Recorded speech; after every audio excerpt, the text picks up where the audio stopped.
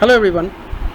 After the effect of pH on EMF, case 1, we shall discuss here the effect of pH on EMF, case 2. In our last class, we have already discussed that if there is some oxygen related redox reaction, then some proton is required. So similar type of example, in another example of manganese and permanganate system, we shall discuss here what is the effect of pH. So before that, we shall take the examples of some halogens such as iodine iodide system, which has the oxidation redox potential of plus 0.54 volt, followed by bromine bromide system, which has much higher reduction potential plus 1.07 volt. That means bromine is more oxidizing than iodine. Then much more higher oxidizing agent chlorine chloride system plus 1.36 volt, and the highest oxidizing agent permanganate plus 1.51 volt. So out of these four systems, the manganese permanganate system has the highest positive value of reduction potential or redox potential, which is plus 1.51 volts. So it is expected that this system should oxidize the systems having lower positive values of redox potential, such as chlorine chloride, bromine bromide, or iodine iodide. So the E0 values suggest that permanganate ions would oxidize each of chloride or bromide or iodide ions to the free halogens. But the fact is that you will find that in this system 4 oxygens are involved. So for these 4 oxygens, 8 number of protons will be required, and if proton is introduced in the system, then since in the Nernst equation we have the logarithm factor, so pH must come. So what about the effect of pH? Let's see in the Nernst equation. So here we have written that but the E0 value of permanganate manganese system is generally influenced by the pH of the medium, and accordingly permanganate solution may be made to oxidize the 3 halides selectively at different values. For the reaction, let's see here the reaction. Permanganate ion with 8 protons, and it is consuming 5 electrons, producing manganese 2 plus ion and 4 moles of water, and the corresponding Nernst equation is E equal to 0, etc, etc. Here for 5 electrons, this 5 value, and for 25 degrees Celsius this value is 0.0591, and the numerator having the oxidants. Okay, that means the equilibrium equation. Okay, that means actually the reverse equilibrium equation. In the numerator we shall always put the oxidants.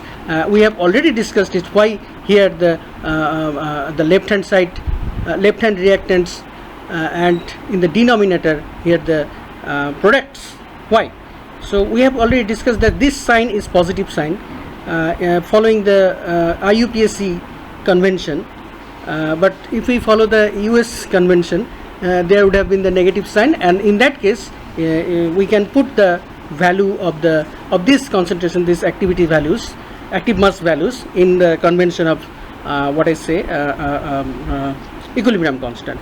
But here it is the reverse of the equilibrium constant. Okay, because here we are using the plus sign instead of minus, following the IUPAC convention. So now here we find the there is the active mass of proton. Okay, and it is present in its 8th power, and in the left hand side it has the log value. So if the log is minus log, then it will become minus 8 pH, isn't it? Look, here we are separating the H plus ion concentration, so we are getting the third parameter here, and in place of oxidant there is the permanganate ion, and reductant Mn2 plus ion, and here is the analyzed part where there are 8 protons involved.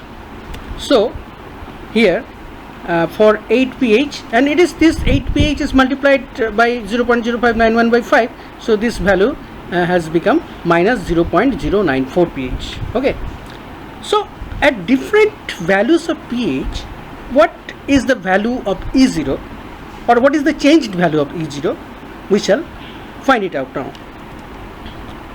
So the formal potential thus depends on pH of the medium. That is formal potential. That means what is formal potential? That is the E0 dash. That means the merging of the E0 value with the other factors. In the very first example, we have discussed complexation. In the second example, we have discussed the effect of pH. In this third example also, we are discussing the effect of pH again as a case 2.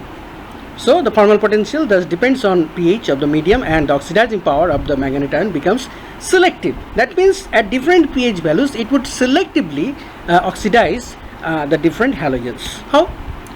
So here we have just taken the redox potential values once again here. Iodine, iodide, bromine, bromide and chlorine, chloride systems, and the Nernst equation what we have already obtained from the last slide. So this is the equation, minus 0.094 pH. So if the value of pH is fixed at 6, then the E0 value falls to plus 0.95. Okay, so what was the value of manganate system? The value was plus 1.51. Okay, now we are finding this 1.51 value has changed to plus 0.95 volt. Okay, so let's find where this value belongs. This is in between iodine and bromine here. Plus 0.95 is greater than plus 0.54 but less than plus 1.07. So the 1.51 value decreases and it crosses past the the reduction potentials of chlorine chloride as well as the bromine bromide system. It is only greater than iodine iodide system, so it can selectively oxidize only the iodide ions into iodines. Okay, so this system would liberate iodine.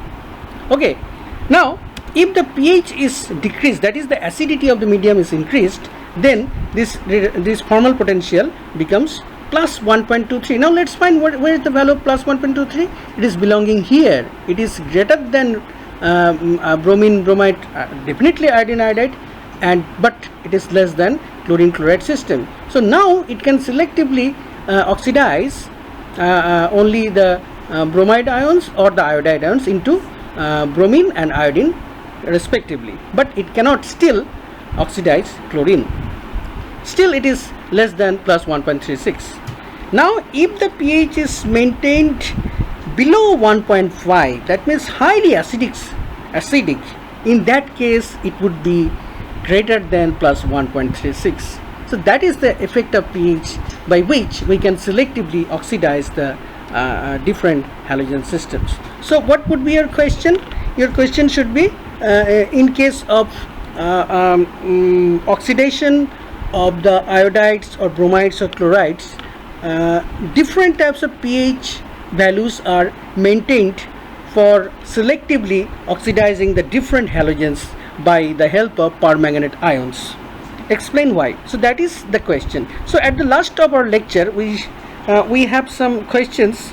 I have already sent the overall note of this chapter in the PDF format. At the end of that note, you will find that there are some questions. So related to this topic, the effect of pH on EMF, you will find some questions. So you try to solve these questions. Okay. So next effect of on EMF is the effect of precipitation, so which we shall discuss in our next session. So that's all for today. Goodbye.